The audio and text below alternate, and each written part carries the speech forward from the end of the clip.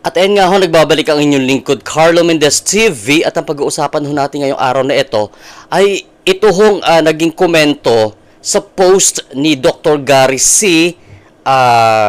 Ng gabay sa kalusugan dyan sa kanyang Facebook account. So may blue check itong kanyang Facebook account. So ibig sabihin legit and verified ito ni Meta. Ayan ho.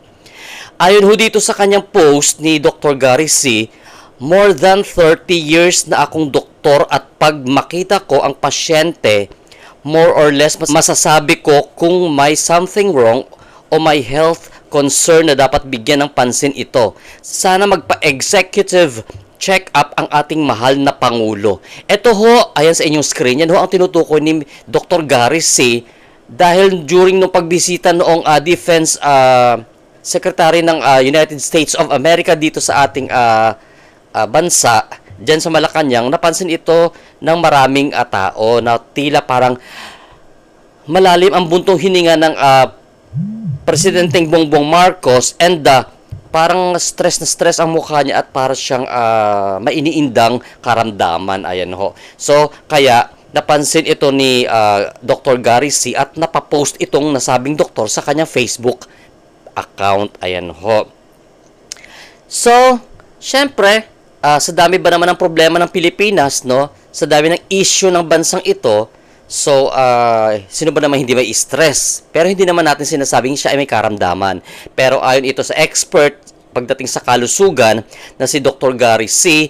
na sa more than 30 years niya nga ho na pagiging doktor, pag nakita niyang isang pasyente, more or less masasabi niya kung may something wrong sa kalusugan ng nasabing pasyente. Ayan ho. So sa kanyang opinion at pag-obserba sa facial expression at dating ni Pangulong Bongbong Marcos, mukhang may iniinda itong karamdaman. So kung ito ay totoo, sana magpatingin itong ating presidente kasi hindi naman maganda na siya ay nagsasuffer sa kung anumang kanyang karamdaman dyan. Ayan ho. So, isa pa na ating tatalakayin.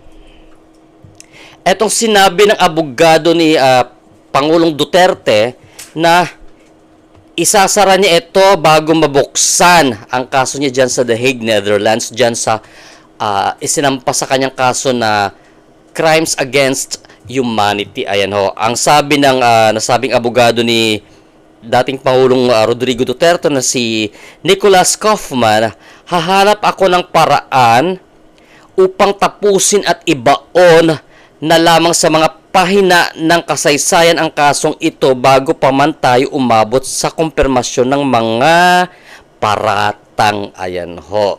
Kasi naniniwala nga daw itong si Nicholas Kaufman na si Pangulong Duterte ay illegally detained diyan sa Hague, Netherlands. Ayan ho. So abangan natin yan Sana nga ho para makauwi na ang dating Pangulo dito sa kanyang bansang sinilangan at nang patuloy niyang maserbisyuhan ang kanyang mga constituent diyan sa Davao City. Dahil nga ay tumatakbo itong si dating Pangulong Duterte sa pagka-mayor diyan sa Davao. Ayan ho. So ano to? Baka mamaya iiyak na naman ito mga kalaban ng mga Duterte. Ayan ho. Pagka ito ay napauwi ng bansa. Ayan. Ang tanong, dahil ayon dito sa spokesperson na si Claire Castro, maging ang mga anak daw ni Pangulong Duterte ay sinabi doon sa Korte Suprema na wag daw makipag-cooperate sa ICC dahil ang jurisdiction ng ICC dito sa Pilipinas ay questionable dahil nga kumalas na ang Pilipinas diyan sa International Criminal Court noong 2019.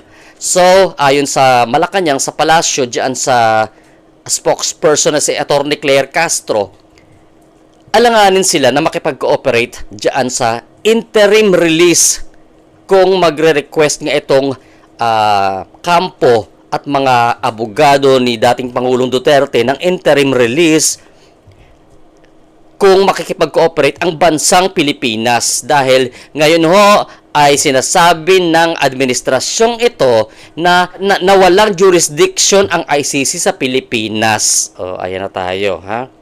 Ikot-ikot lang tayo, ha? Walang jurisdiction ang ICC sa Pilipinas ayon sa spokesperson na si Attorney Claire Castro, pero nakipagtulungan sila sa Interpol sa pagdakip, sa pag-aresto kay dating Pangulong Duterte, na ang hawak na Interpol di umano ay warrant of arrest na galing sa ICC. O sige, ganun din yun. Nakipag-cooperate ka rin sa ICC. Kasi kung talaga hindi mo kinikilala ang jurisdiction ng ICC sa bansang ito, kahit Interpol pa ang magbibigay ng red notice sa bawat citizen ng bansang ito, hindi ka makikipag-cooperate dahil ang naglabas ng warrant of arrest is wala na sa jurisdiction ng bansang ito. Ayan ho. Malinaw naman yun eh. Ewan ko lang sa inyo dyan, ha?